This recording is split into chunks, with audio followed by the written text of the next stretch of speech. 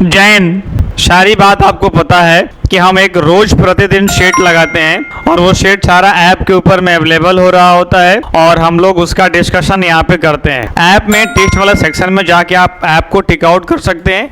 ये उसका डिस्कशन है। या हमारे यहाँ ऑफलाइन जब तक एग्जाम नहीं खत्म होता है तब तक आपको एक प्रतिदिन टेस्ट आयोजन किया गया है। 12 से 1 में आप हमारे यहाँ ऑफलाइन में आके टेस्ट लगा सकते हैं और ऑनलाइन जो लोग मारना चाहते हैं ऐप पे जाइए, डिस्कशन शुरुआत करते हैं बिना समय को गवाए हुए। एक बात शुरुआत करने से पहले आपको बताना चाहेंगे, यही मौका है, अगर चूक गए तो चूक गए और रुक गए तो रुक गए। सिंपल बात, एकदम फंडामेंटल यही है कि ऐसा मौका दोबारा कभी नहीं मिलेगा। फिर बेल्ट्रॉन कब आएगा नहीं आएगा इस बात की कोई गारंटी नहीं है, इसलिए इसमें एकदम से नहीं चुकना है। आइए हम क्वेश्चन देखते हैं। कह रहा है कि in the execution process The translation of a program written in C languages into machine languages is done using of the following। Question कह रहा है कि निष्पादन प्रक्रिया, यानी जब हम एग्जीक्यूट करते हैं, जब हम कोई भी प्रोग्राम लिखते हैं तो उसमें एग्जीक्यूशन लगाते हैं, यानी उसको हम लोग रन कराते हैं, स्टार्ट करते हैं। किस में लिखा हुआ है चला तो C लैंग्वेज में लिखा गया है और इसको मशीन लैंग्वेज में ट्रांसलेट किया जा रहा है। वो किसके उपयोग से किया जाता है? कौन सा ऐसा है प्रोग्रामर जो ये दोनों को कन्वर्ट करता है?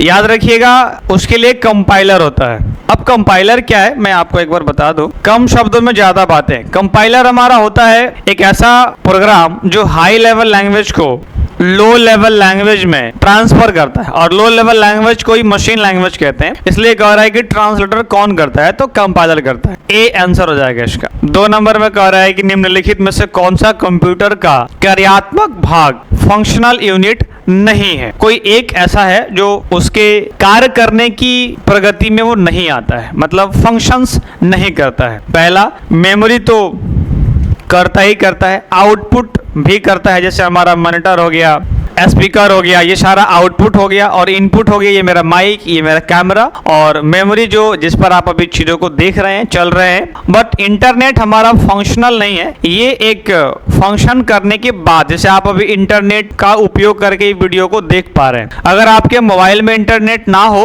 तो भी आप मोबाइल को तो चला सकते हैं, बस वो बात अलग है कि वीडियो आप नहीं देख पाएंगे, बट आपका मोबाइल प्रॉपर फंक्शन करेगा। वो एक फंक्शनल इंटरनेट, एक फंक्शनल कोई डिवाइस नहीं है, राइट। चलिए आगे बढ़ते हैं।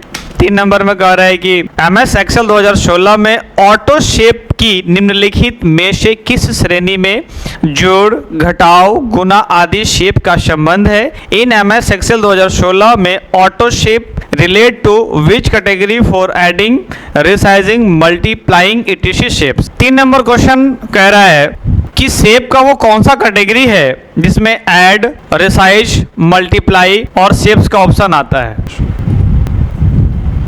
इसको आपको हम प्रैक्टिकली दिखाते हैं। हमारी यही खासियत है इस चैनल के ऊपर में आने का कि प्रैक्टिकल चीजों को हम दिखाते हैं, और मैं आपसे दावा करता हूं कि इसको एक दिन भारत का नंबर 1 चैनल बना के छोड़ेंगे। चाहे दुनिया हमको पसंद करने वाले तो बहुत ज्यादा हैं, बट बहुत सारे लोग नफरत करने वाले भी हैं, उससे हमको कोई प्रभाव नहीं पड़ता है, गाली देने वाले देते रहेंगे। हम मरते दम तक इस चैनल पर मेहनत करते रहेंगे, और एक दिन ऐसा आएगा कि आप खुद बोलेंगे कि भाई ग्लोबल से ज्यादा क्वालिटी कोई बढ़िया दे ही नहीं सकता। इतना अपने आप पर मेहनत करेंगे, इतना मेहनत करेंगे कि आपको हमारे से बेहतर कोई देगा ही नहीं। ये मेरी वादा है आपसे कि मृत्यु के पहले ये काम करके रहेंगे। मरेंगे जरूर, लेकिन ये करने से मतलब बिना करे नहीं मर सकते हैं। इसके बाद यहाँ पर बात करें अगर कि वो कौन सा शेप होता है, MS वर्ड में आइए, और MS वर्ड के अंदर में अगर बात करेंगे, यहाँ शेप्स के अंदर में आएंगे तो एक हमारा कैटेगरी होता है इक्वेशन शेप, और इक्वेशन शेप के अंदर में आपको प्लस, माइनस, गुना, भाग और इज इक्वल टू और नॉट इज इक्वल टू, यानी इसी का ऑप्शन आता है, और साथ ही इसमें रिसाइज भी कर सकते हैं इसको। तो हमारा equation shapes is the answer for D, और मतलब 3 नंबर का आंसर हो गया डी। 4 नंबर में कह रहा है कि विंडो XP ऑपरेटिंग सिस्टम में निम्नलिखित में से कौन सा विकल्प कंप्यूटर सिस्टम को कॉन्फ़िगर करने और सॉफ्टवेयर हार्डवेयर इंस्टॉल करने के लिए एक यूटिलिटी को प्रदर्शित करता है? एक्चुअली भाषा से आप घबराइएगा नहीं, भाषा पूछ पूछता ही पूछता है, इसलिए हमने भाषा आपको ला के दिया है। सुपर सेलेक्टेड क्वेश्चन है ये। इसको करने के बाद आपका 80% 90% चांसेस बढ़ जाते हैं कि बेल्ट्रॉन में आप नियुक्त हो जाएंगे, ये मेरा आपसे वादा है। और यहाँ पर कह रहा है कि ऑपरेटिंग सिस्टम जो यूटिलिटी लिस्ट कॉन्फ़िगर करते समय आपको इंस्टॉल या सॉफ्टवेयर हार्डवेयर के बारे में कौन प्रदर्शित करता है, कौन डिस्प्ले करता है।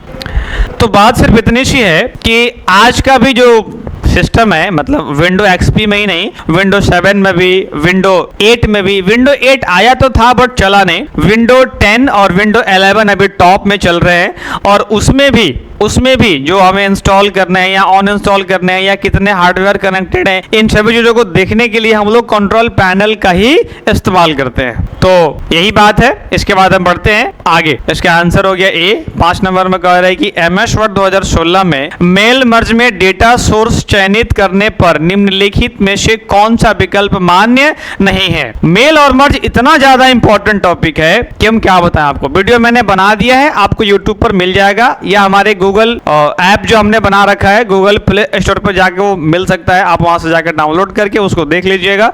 ऐप पर वो मिलेगा, उसका 99 का पेमेंट है। अब 99 मत सोचिए कि 99 रुपये ले रहे कि 100 रुपये ले रहे, बस आप कर दीजिए पूरा इसको।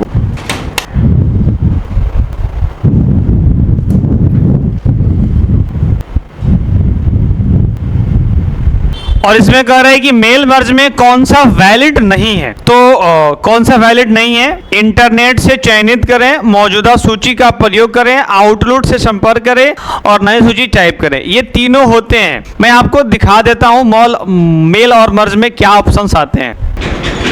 जब आप सेलेक्ट रिसिप्ट में जाओगे, आप खुद ही देख लीजिए। टाइप न्यू लिस्ट तो है, एग्जिस्टिंग लिस्ट भी है, सेलेक्ट फ्रॉम आउटलुक कॉन्टैक्ट भी है, बट इसमें इंटरनेट से कहीं भी ऑप्शंस नहीं दिया हुआ है। तो हमारा इंटरनेट क्या हो जाएगा?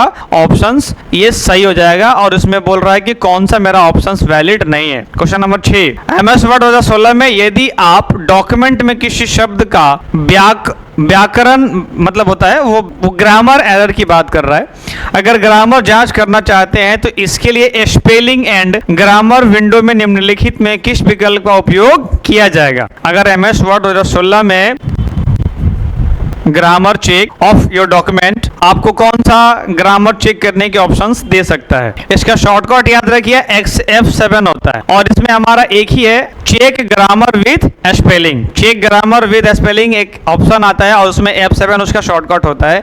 आजकल तो बेल्ट्रॉन का डिस्कशन वो भी करा रहे हैं जिनको ठीक से बोलने भी नहीं आता है और कंप्यूटर तो जानते ही नहीं है, बेल्ट्रॉन में लगे हुए यार। बच्चा भी देख रहा है बच्चा भी पसंद कर रहा है। बढ़िया यार, किसी का तो तरक्की हो रहा है।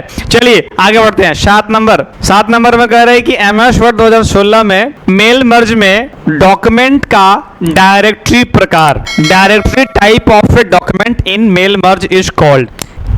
ऑप्शन पढ़ते हैं। किसी ग्रुप मेलिंग के लिए एड्रेस लेबलों को प्रिंट करेगा, ईमेल संदेशों को लोगों के किसी समूह तक भेजेगा, पते के एक कैटलॉग या प्रिंटेड लिस्ट वाले किसी एक डॉक्यूमेंट को बनाएगा और किसी ग्रुप मेलिंग के लिए एड्रेस्ड एनवेलप को प्रिंट करेगा।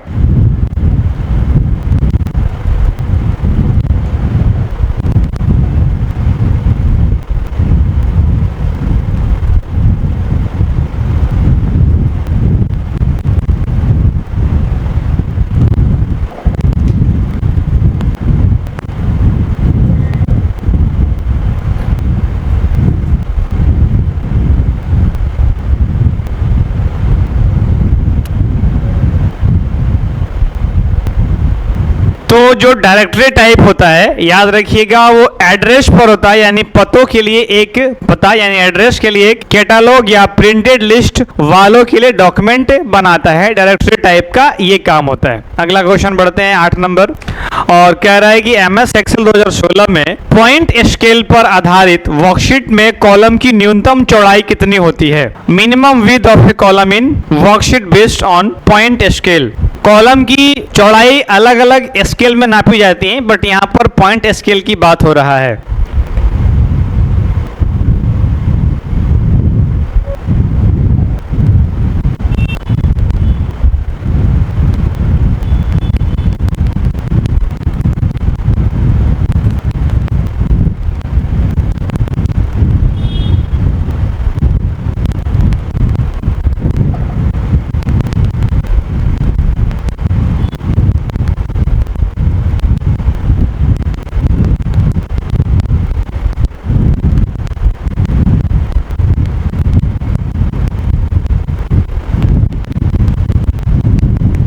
यहाँ सिर्फ विड्थ नहीं पूछ रहा है बल्कि ये भी कह रहा है कि मिनिमम कितना हो सकता है। मिनिमम चौड़ाई की अगर बात करेंगे तो 0 हो सकता है, और अगर मैक्सिमम की बात करें तो 255 हो सकता है। अगर कभी कभी कैरेक्टर के अकॉर्डिंग पूछ दे या कभी कभी आपसे बाय डिफॉल्ट पूछ दे वो भी कैरेक्टर के अकॉर्डिंग, तो उसका होता है 8.43। चलिए 9 नंबर क्वेश्चन की तरफ देखते हैं।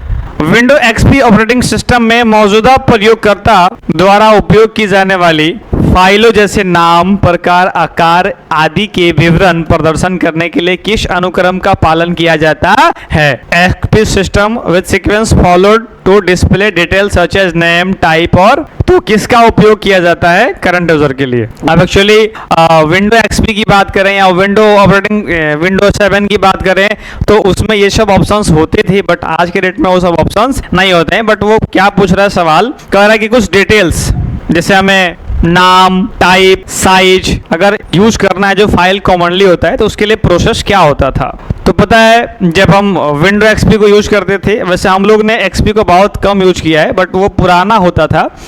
ये 2008-9 में हम लोग बहुत छोटे थे, बच्चे थे उस वक्त इतना समझ में ना था कि उसको यूज करें, बट उस वक्त चलता था 8-9 में। उसके बाद बंद हो गया वो सब। उसमें ना स्टार्ट माई डॉक्यूमेंट के अंदर में जाते थे व्यू और डिटेल्स। ये बहुत पुरानी बात है, बट ये इसका सही प्रोसेस होता था जहां पर हम अपना डिटेल्स चेक करते थे।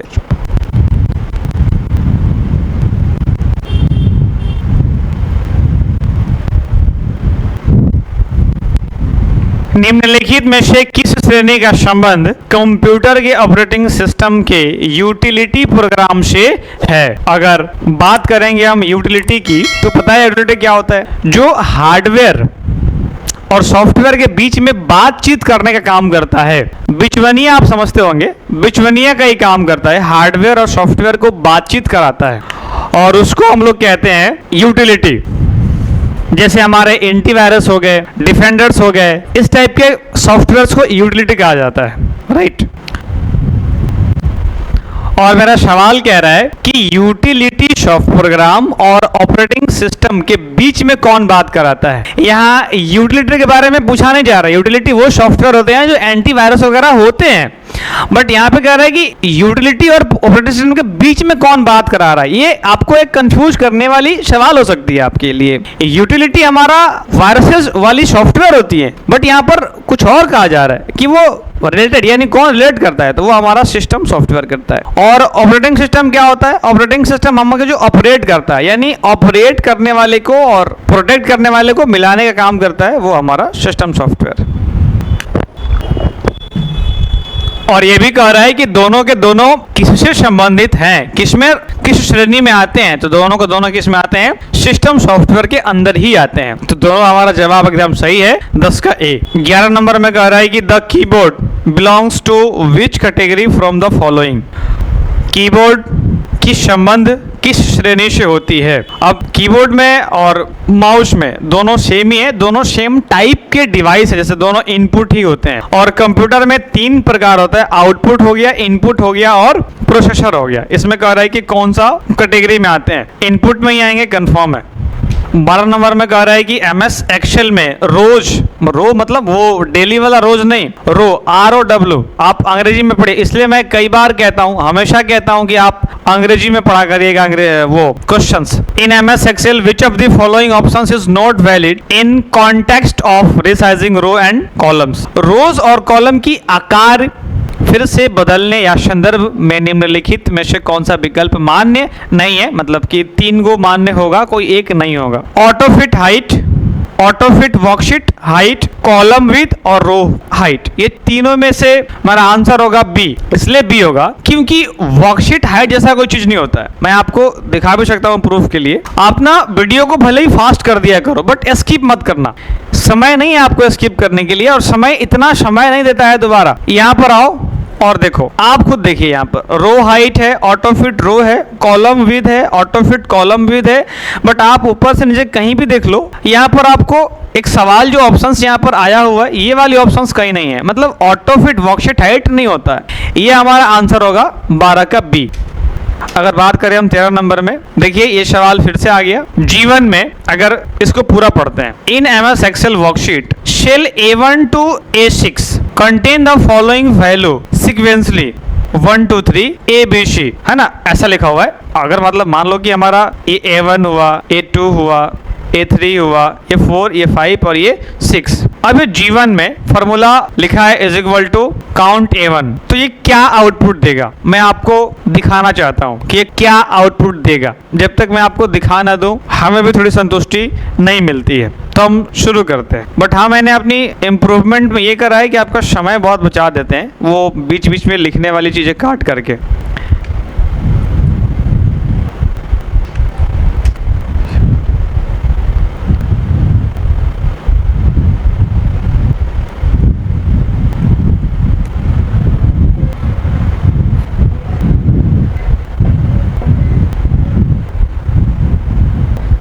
तो हमने टाइप कर दिया है और यहाँ पर हमने लिख दिया है। मैं आपको जूम करके दिखा देता हूँ। और अगर हम यहाँ पे टाइप करते हैं इज इक्वल टू, और इज इक्वल टू के बाद ये इसमें क्या कह रहा है, काउंट करने की बात कर रहा है, काउंट।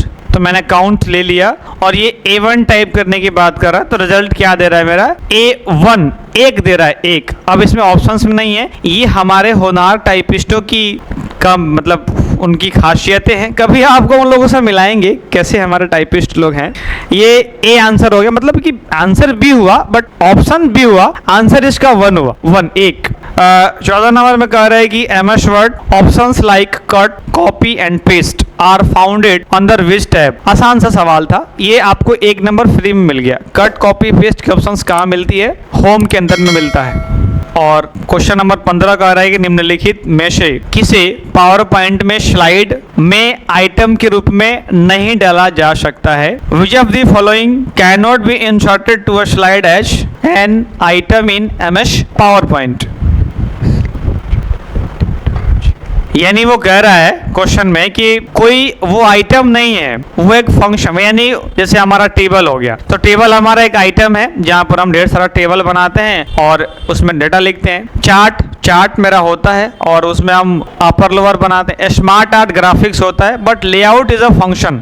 और वो कह रहा है कि कौन नहीं डाल सकते हैं, कैन नॉट बी इंसर्टेड, तो वो लेआउट ही हो सकता है मेरा। क्वेश्चन नंबर 16 की बात कर रहा है। इन MS एक्सेल 2016 निम्नलिखित में से किस विकल्प में लॉक शेल पाया जाता है। इस पर मैंने कई बार चर्चा कर रखा है और आपको भी बताया है। फॉर्मेट में होता है जो मेरा लॉक का ऑप्शन आता है, कई बार मैंने बताया है। अगर हमारा रेगुलर व्यूअर है तो इसको डिस्कस करने की जरूरत नहीं है। 17 नंबर कह रहा है कि in the search box of window operating system which of the following would start in MS word application. इससे आसान कुछ हो ही नहीं सकता है, बट यहाँ पर हमारे बच्चों ने एक गलती कर दिया है, स्पेस मार दिया है। इसमें स्पेस नहीं होता है, बस विनवर्ड होता है विदाउट स्पेस। इससे आसान सवाल हो ही नहीं सकता था। स्पेस नहीं होगा, without windward. MS power point 2016 में निम्नलिखित में से किस टैब में लेआउट विकल्प नहीं पाया जाता है।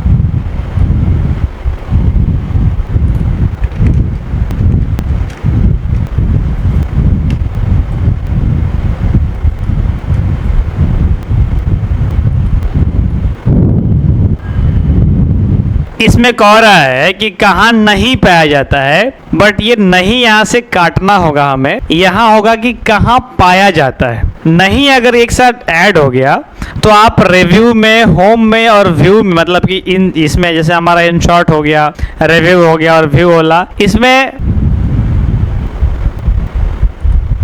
इन शब्दों में नहीं पाया जाता। जैसे कि हम इन शॉर्ट की बात करें, इन शॉर्ट में नहीं होता है, रिव्यू में नहीं होता है, व्यू में नहीं होता है। तो ये क्वेश्चन पूछ रहा है कि कहाँ पाया जाता है। क्योंकि मैंने ये क्वेश्चन ना चैट जीपीटी से भी पूछा कि भाई ये हो सकता है क्या, तो उसने स्पष्ट जवाब दिया। मैंने यहाँ पर पूरा आपको चैट ही दिखा देते हैं। विकल्प व्यू टैब में नहीं दिखाई देता है, यह आपको जूम कर देते हैं, थोड़ा सा सुविधा होगा। यह विकल्प मुख्य रूप से होम टैब में पाया जाता है, जहां आप स्लाइड्स के लेआउट को बदल सकते हैं। व्यू टैब को आपको स्लाइड मास्टर और अन्य सेटिंग मिलती है, यहाँ लेआउट ऑप्शंस नहीं होता। अब हम लोग कतनों पढ़ लें, चैट जीपीटी से आगे अभी फिलहाल नहीं निकल सकते, इसलिए ये नहीं वहां काट दीजिए। ये होम इसका आंसर होगा, जिसमें लेआउट पाया जाता है और बाकी सब में नहीं पाया जाता है। 19 नंबर क्वेश्चन, निम्नलिखित में कौन एमएस एक्सेल 2016 में चार्ट का कोई प्रकार नहीं है? टोटल 11 प्रकार के चार्ट होते हैं और वो 11 प्रकार के चार्ट ये हैं। कॉलम है, लाइन है, पाई है, बार है, एरिया है, एस वाई एस्केटर है, स्टॉक है, सरफेस है, डाउनट है, बबल है और रडार है। ये 11 प्रकार के हो गए। इसमें से कौन सा पूछ रहा है कि नहीं है? तो अभी आपने देखा भी कि सोलर जैसी कोई चार्ट नहीं होती है, कॉलम भी होती है, लाइन भी होती है, एस्केटर भी होती है, बट सोलर नहीं होता है। तो बढ़ते हैं हम आगे क्वेश्चन नंबर 20 की तरफ। और निम्नलिखित में से कौन सा विकल्प सिस्टम और एप्लीकेशन सॉफ्टवेयर के संदर्भ में निम्नांकित कथनों को सत्यता का सर्वोत्तम वर्णन कराता है? Best described the truthfulness the context of system and application software. System and application software की बात हो रही है। मैं एक एक ऑप्शन पढ़ के आपको दिखाता हूँ। सिस्टम सॉफ्टवेयर के पार्श्व में काम करने का कारण आमतौर पर यूजर उसे इंटरैक्ट नहीं करता। User typically cannot interact with system software directly because it operates alongside the computer function। दूसरा ऑप्शन भी पढ़ लेते हैं, फिर बताते हैं सही कि गलत। Application software is installed on a computer after the operating system has been installed। Second is the correct, क्योंकि जब तक ऑपरेटिंग सिस्टम्स नहीं रहेंगे एप्लीकेशन सॉफ्टवेयर काम नहीं करते हैं। जैसे आपके मोबाइल में एंड्रॉयड ही नहीं रहे तो आप व्हाट्सएप चलाने का कल्पना भी नहीं कर सकते हैं। अगर आपके मोबाइल में क्लॉक ही ना रहे, आपके मोबाइल में कैलेंडर ही ना रहे, गूगल ही ना रहे, तो आप सर्च करने का सोच नहीं सकते हैं। ऑपरेटिंग सिस्टम पहले चाहिए, फिर हम लोग एप्लीकेशंस। आपके मोबाइल में प्ले स्टोर ही ना रहे तो फिर आप इंस्टॉल कैसे करोगे किसी भी चीज को? तो ऑपरेटिंग सिस्टम चाहिए, उसके बाद हम एप्लीकेशंस को इंस्टॉल करते हैं। सेकंड नंबर को कह रहा है कि सिस्टम सॉफ्टवेयर जो बैकग्राउंड में काम करने के कारण यूजर्स से डायरेक्ट कनेक्ट नहीं होता। ये बात सही भी है। जैसे कि हमारे कंप्यूटर में टाइम कैसे बढ़ता है ये हमें नहीं पता, बस वो बढ़ जाता है। हमारे कंप्यूटर में कैलेंडर कैसे बढ़ता है वो हमें नहीं पता, बट ऑटोमेटिक इंक्रीज हो रहा है, वो ऑटोमेटिक सेटिंग होता है। तो वो डायरेक्ट आप उससे कनेक्ट कभी कभी नहीं हो पाते। ये देखिए ना, वो लिखा भी है कि जनरली की बात कर रहा है, और मतलब वो ये नहीं कर रहा है कि आप उससे कनेक्ट नहीं होते हैं, बट नॉर्मल की बात कर रहा है। तो दोनों का दोनों मेरा सही है, डी आंसर हो जाएगा। क्वेश्चन नंबर 21 कह रहा है कि एमएस पावरपॉइंट 2016 में duplicate selected slide function slide group में किसके अंतर्गत आता है?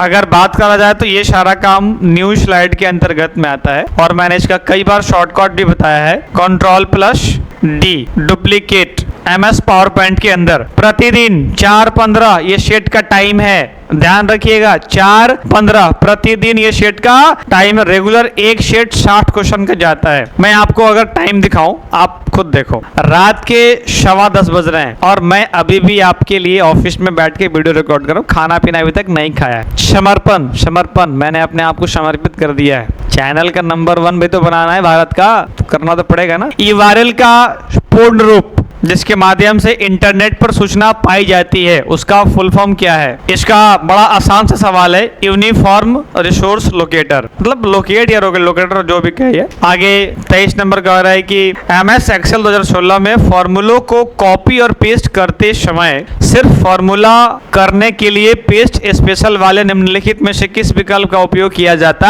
है? कह रहा है ना कि पेस्ट स्पेशल एक फंक्शन होता है, और ये कह रहा है कि ओनली कॉपी द फॉर्मूला, सिर्फ और सिर्फ फॉर्मूला को कॉपी करने के लिए किसका इस्तेमाल किया जाता है? यहाँ ना एक ऑप्शन आता है, अगर हम फॉर्मूलाज को चूज करें तो सिर्फ मेरा फॉर्मूला कॉपी होता है, और एक बड़ा ही इंपॉर्टेंट है, यहाँ पर ई कॉपी में लिख लीजिएगा, हो सकता है कि आपसे पूछा जा सके। उसमें एक ट्रांसपोज भी ऑप्शन आता है, उसका क्या काम होता है? तो वो डेटा को हॉरिजॉन्टल को वर्टिकल कर देता है और वर्टिकल को हॉरिजॉन्टल कर देता है। अगर ऐसा डेटा होगा तो ऐसे कर देगा, और अगर ऐसा होगा तो ऐसे कर देगा। तो ट्रांसपोज जरूरी है आपके लिए जानना। 24 नंबर में कह रहा है कि MS एक्सेल 2016 में व्यू टैब का निम्नलिखित में से कौन सा विकल्प मौजूदा डॉक्यूमेंट के व्यू से युक्त कोई नई विंडो खोलने के लिए प्रयुक्त किया जाता है? एकदम सुंदर सवाल। कह रहा है कि व्यू टैब के अंदर, मैं अभी व्यू टैब के अंदर हूं और मैं आपको जूम करके दिखाता हूं। अगर हमें कोई नई फाइल लेना है ना, तो हम न्यू विंडो पर क्लिक करते हैं, स्प्लिट करना हो तो इस पर और अरेंज करना हो तो इस पर। तो सिंपल सा सवाल था, बी होगा आंसर। 25 नंबर में कह रहा है कि जब माउस MS वर्ड में किसी दस्तावेज के क्लिक करने योग्य बटन पर माउस को घुमाया जाता है तो वो क्या होता है? वो पॉइंटिंग करता है। 26 नंबर में कह रहा है कि MS एक्सेल में वर्कबुक की सुरक्षा के लिए निम्नलिखित में से किस विकल्प का उपयोग किया जाता है? एनक्रिप्ट विद पासवर्ड, कई बार हमारे चर्चा में आया है ये। 27 में कह रहा है कि MS वर्ड 2016 में मेल मर्ज का उपयोग करते हुए जब हम मेलिंग लेबल बनाए जा रहे हो तो डेटा सोर्स के रूप में निम्नलिखित में किस प्रकार की फाइल को चयनित नहीं किया जा सकता है? मतलब इसमें 3 किए जा सकते हैं, एक्सेल फाइल बिल्कुल, एक्सेस डेटाबेस बिल्कुल, वर्ड फाइल बिल्कुल, या म्यूजिक वगैरह काम नहीं करते हैं। डेटा बेस से रिलेटेड सारा काम होता है, यहाँ म्यूजिक वगैरह हम लोग नहीं ले सकते। 28 में MS एक्सेल में निम्नलिखित में से फंक्शंस लाइब्रेरी की कौन सी श्रेणी इफ एरर से संबंधित है? इफ एरर का मेरा एक वीडियो है, वी लुकअप के अंदर में आप जाएंगे तो वहां देख सकते हैं। जिनको एक्सेल पढ़ना है, वो जिनको सिर्फ एग्जाम निकालना है, उनके लिए जरूरत नहीं है। ये टेक्स्ट के लिए होता है या फाइनेंशियल होता है या डेट एंड टाइम के लिए होता है? नहीं, ये लॉजिकल के लिए होता है। और हमारे टाइपिस्ट की होनहारिता देखिए बीच में ए उन्होंने लगाया। एक्चुअली गलती उनकी भी नहीं है, टाइम ही नहीं मिल रहा है आपके लिए इतना जल्दी प्रतिदिन 60 क्वेश्चन ला के देना। मेरी क्लास इतनी बिजी शेड्यूल में आपके लिए तैयारी करके लाना टाइपिस्ट की गलती नहीं है, बहुत बिजी रह रहे हैं हम लोग आजकल। 29 नंबर में कह रहा है कि MS एक्सेल 2016 में किसी एक रो की सभी सेल्स को सेलेक्ट करने के लिए निम्नलिखित में से किसका उपयोग किया जाता है? सवाल को समझिएगा, यहाँ पर लिखता ना सेलेक्ट ऑल सेल्स, तो हम यहाँ पर Ctrl A मार देते आंसर और मेरा सही भी हो जाता। बट क्या कह रहा है? कह रहा है कि सिंगल रो, मतलब सिंगल रो के सारे सेल्स को। अब आपको उलझा दिया ये, और यहाँ पर आप चूक जाएंगे यदि सावधानी नहीं बरतेंगे तो। Select all cells of single row, Ctrl A तो नहीं हो सकता है क्योंकि Ctrl A में सारे सेल्स कॉलम व रो दोनों सेलेक्ट हो जाएंगे। इसको आप कट करिए, ऑप्शन से पकड़वाते हैं आपको। कह रहा है कि कॉलम के हेडिंग पर क्लिक करना। जब हमें रो सेलेक्ट करना है तो कॉलम के हेडिंग पर क्यों क्लिक करेंगे? क्योंकि कॉलम की हेडिंग पर अगर क्लिक करेंगे तो कॉलम सेलेक्ट हो जाएगा।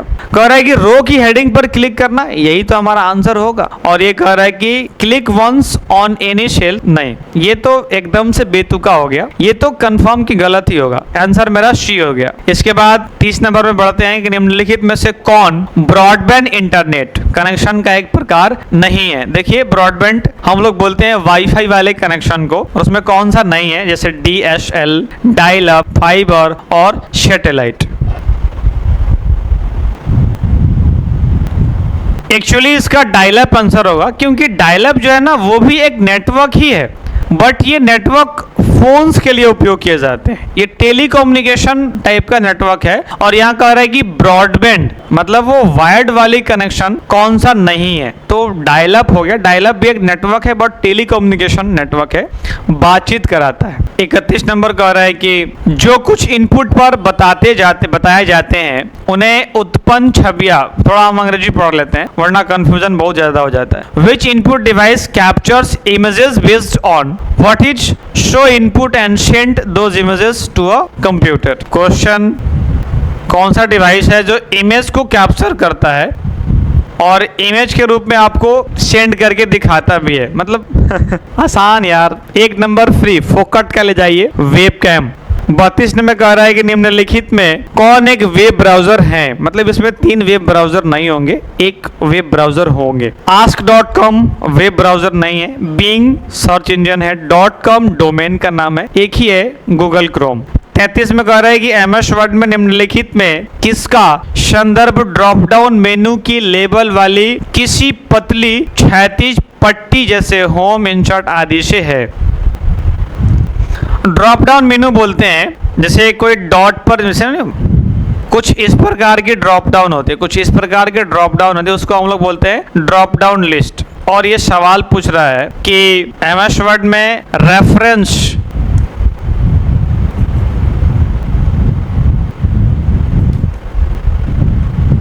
जैसे हमारा होम हो गया, इंसर्ट हो गया और ड्रॉप डाउन मेनू हो गया, इसको क्या कहा जाता है? इसको हम लोग मेनू बार कहते हैं। और क्वेश्चन नंबर 34 कह रहा है कि ये जो वेबसाइट है वो क्या दर्शाता है, क्यों ना इसको खोल ही लिया जाए।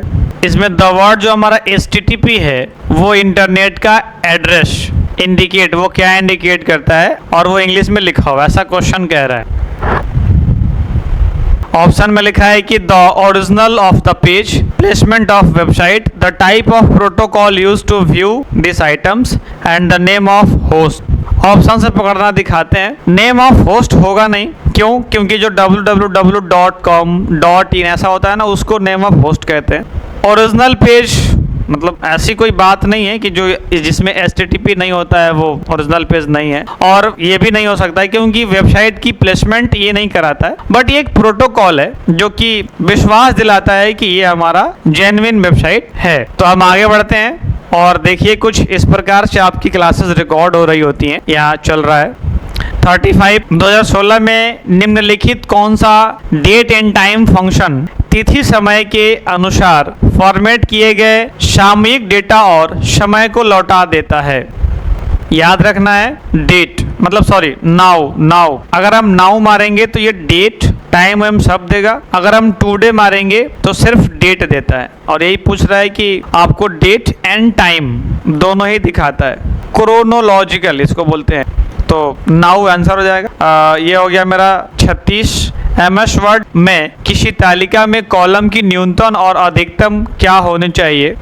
मिनिमम 1 होना चाहिए और मैक्सिमम 32,767। ये इतनी बड़ी अमाउंट है कि अगर बना भी दिया जाए तो MS वर्ड से संभल नहीं पाएगा, बट ऑप्शन दिया है। अब आपको जान के हैरानी होगी कि MS वर्ड का फॉन्ट साइज भी 1638 होता है, इतना बड़ा इसका फॉन्टी साइज होता है। तो समझिए कि ऑप्शंस दे दिया जाता है बट वो जरूरी नहीं कि वो अप्लीकेबल ही रहे।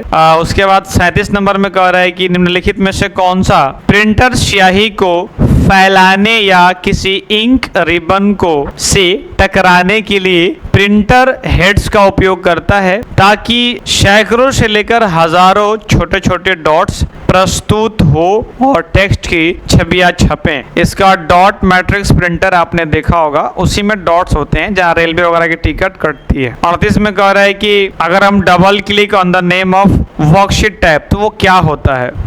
आप उसको रीनेम कर पाएंगे। रीनेम करने के लिए वो सफिशिएंट होता है। कहीं भी अगर आप डबल क्लिक कर दोगे ना तो उसका नाम आप बदल सकते हो। रीनेम का मतलब होता है कि दोबारा नाम वहाँ पे लिख सकते हैं। 39 में कह रहा है कि which of the following devices can be used to connect a smartphone to a internet. मैंने एगो नंबर फ्री में मिल गया वाईफाई। 40 नंबर में कह रहा है कि MS वर्ड 2016 में ग्रुप मेलिंग के लिए मेल मर्ज में निम्नलिखित कौन सा दस्तावेज एड्रेस किए गए एनवेलप को प्रिंट करता है? Mail merge prints address envelope for group mailing, मैंने इसमें बताया भी था अभी तुरंत कुछ ही देर पहले इसके बारे में।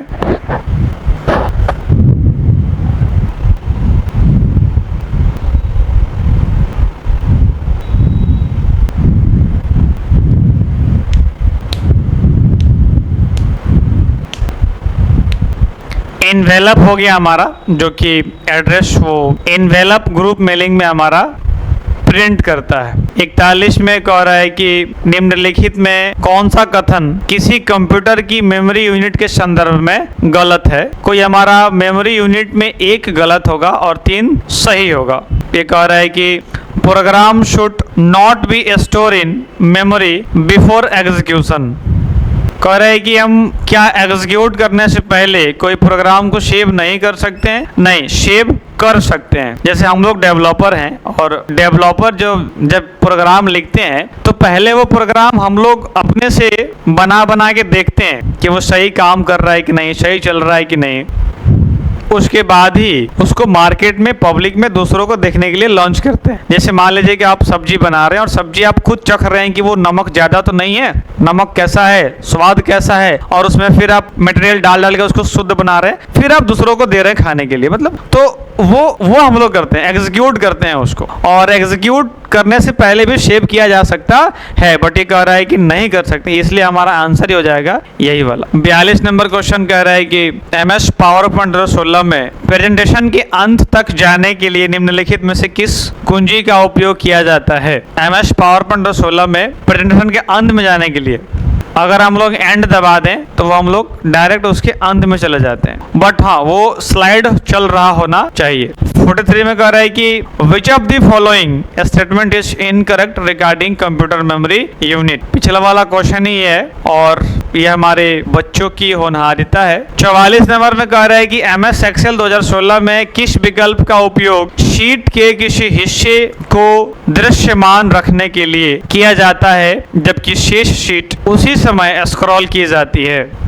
Which option used to keep a part of sheet visible while the rest scroll? यानी जिसको हम देखना चाहते हैं उसको देखने के लिए फिक्स कर देते हैं, वो विजिबल होता है और बाकी सब स्क्रॉल हो जाता है। उसको हम लोग बोलते हैं फ्रीज पैन। आपने भी कभी देखा होगा, हेडिंग वगैरह को हम लोग फ्रीज कर देते हैं और उसके बाद आगे बढ़ाते रहते हैं, वो मेरा जो फ्रीज होता है वो फिक्स हो जाता है। 45 कह रहा है कि MS एक्सेल 2016 में निम्नलिखित में से कौन स्मार्ट आर्ट ग्राफिक्स का प्रकार नहीं है? तो हमारा चेंज जो है वो ग्राफिक्स नहीं होता है, ग्राफिक्स में नहीं आता है, स्मार्ट आर्ट में नहीं आता है। 46 में कह रहा है कि MS एक्सेल में छिपाएं और दिखाएं, हाइड एंड अनहाइड विकल्प कहाँ रहता है? तो हाइड वर्कबुक में, हाइड कॉलम में, हाइड रो में या हाइड शीट में।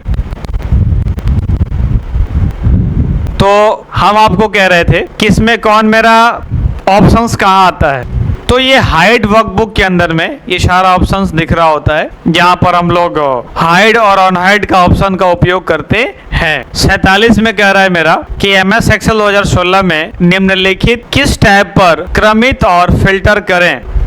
एक नंबर फिर आपको फ्री में मिला, जो कि हम लोग होम टैब में शॉर्ट एंड फिल्टर। मैं हर बार कहता हूँ अंग्रेजी वाली लाइन पढ़िएगा, सफल रहिएगा कंप्यूटर की दुनिया में। हिंदी के चक्कर में जैसे कि कह रहा है कि कोई क्रमित और फिल्टर करे, इवन हम खुद कंफ्यूज हो जाते हैं कि यार क्रमित फिल्टर किसको कहते हैं, तो सावधान। इसके बाद 48 निम्नलिखित में से किसका विकल्प विंडो XP के सर्च कंपेनियन में उन फाइलों को देखने के लिए किया जाता है? Window XP operating system, the option use the search companion, create modified a specific date between time.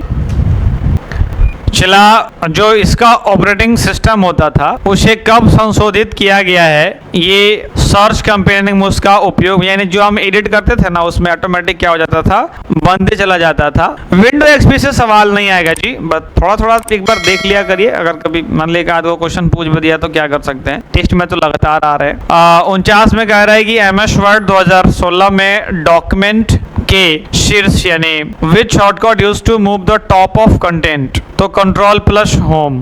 मैंने ये पढ़ाया भी था आपको। और 50 में कह रहा है कि slide shorter view in MS PowerPoint can be used the following purpose to edit speaker notes, to change the design and layout of master slide, to change the design and layout of printed handout और to easy arrange slide. ये आसानी से arrange हो सके इसीलिए हम लोग इसका व्यू का इस्तेमाल करते हैं। और अगर हमें स्लाइड मास्टर का उपयोग करना होता है तो वो अलग फंक्शन होता है जहां पर हम लोग हेडिंग को डालने के लिए उपयोग करते हैं। 51 में कह रहा है कि if you want to write the square of x, तो उसके लिए क्या करना पड़ेगा। x का स्क्वायर लिखना चाहते हैं उसको सुपर स्क्रिप्ट बोलते हैं, और अगर S2 लिखना चाहेंगे तो उसको सब स्क्रिप्ट बोलेंगे। 52 में कह रहा है कि which options among the following will complete mail merge and can be used to create separate document for each copy of such as letter which can then be sent to the printer directly via email।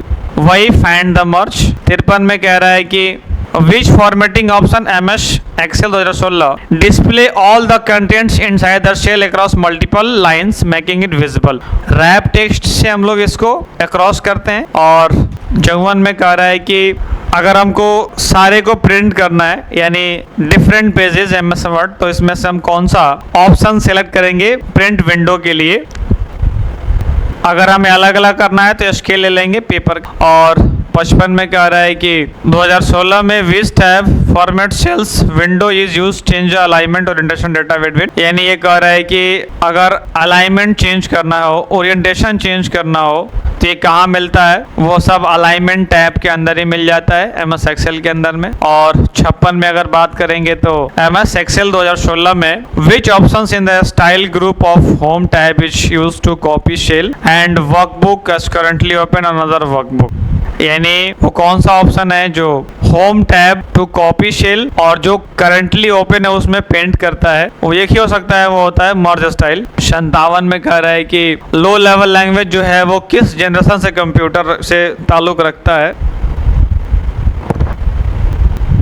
ये पहले और दूसरी में थी, मतलब पहली generation और दूसरे जनरेशन दोनों में थी, तो इसका पहला में ही शुरुआत हो चुका था और इसका यहाँ पर आंसर हो जाएगा पहला। 58 में कह रहा है कि MS Excel में किसी नई वर्कशीट को इंसर्ट करने के लिए निम्नलिखित में से कौन सा विकल्प अमान्य है।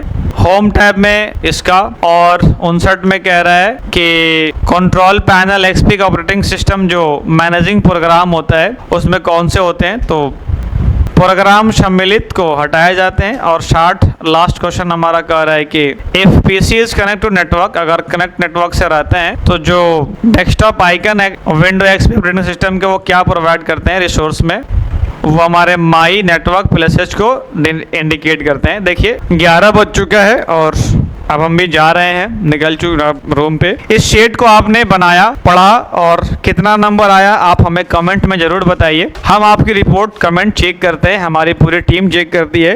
और प्रयास करिए कि एक भी शीट ना छूटे, लगातार टेस्ट मारिए, या तो आप ऑफलाइन पे आके मारिए या ऑनलाइन पे आके मारिए, कहीं से भी मारिए लेकिन मारिए। और मैं जिस मिशन पे निकला हूँ कि भाई इस चैनल को नंबर 1 बनाना है तो बनाना है। अगर आप हमारी सहायता कर सकते हैं तो कुछ जरूर करिए। धन्यवाद, मिलते हैं आपसे नेक्स्ट सेट में।